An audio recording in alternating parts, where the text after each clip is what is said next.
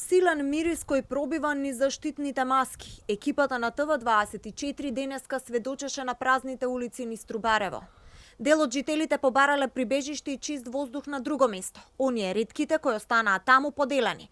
За едните мирисот најмногу се чувствувал утрово, а другите велат дека се навикнети и веќе не го чувствуваат мирисот. Скоро 4 дена денеска осабале мирисо. Многу. Има неколку што се полни од отровање.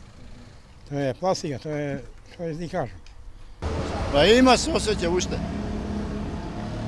Носите ли маски, како се заштитувате? Не осеќам. Ја него не осеќам сега. Уште натаму се осеќа некој термо натаму. Некој избегава од тука. Избегава. А утре почнува увидот. Обвинителството побара нови 48 часа за четворицата осомничени. Од обвинителството вела дека постапката ќе ја координира јавен обвинител кој ќе раководи со екипи на терен. По негова наредба, екипи од СВР Скопје и денеска се во Трубарево и собираат докази. Увид на лице местоводност на причините за пожарот во Трубарево треба да започнат утре. Увидните екипи на терен ќе ги координира јавен обвинител од основното јавно обвинителство Скопје.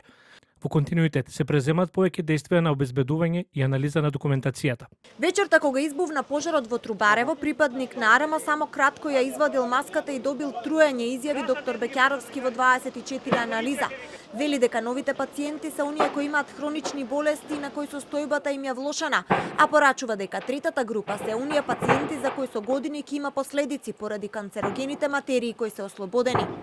Околу интензитетот на тоа што се случуваше таму во моментов, само еден податок, он беше пратен со газ маска.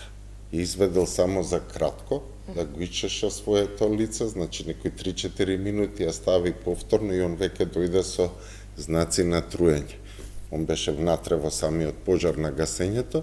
Експертите скептични, според нив доказите за тоа од каде потекнува пожарот се покриени со земја и песок. За 30 часа го изгасивме пожарот. И сега конкретно ќе Па исцитирам. одлично е.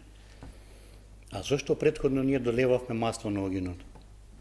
Зошто ние, кога гори литиумски батерии, знаеме дека има литиумски батерии таму, За помалку, да бидам конкретно да го цитирам премиерот, експертите ни говорија дека најмалку 7 дена ќе се гасне пожарот во Трубарево, ние го изгасивме за помалку 30 часа. супер, одлично.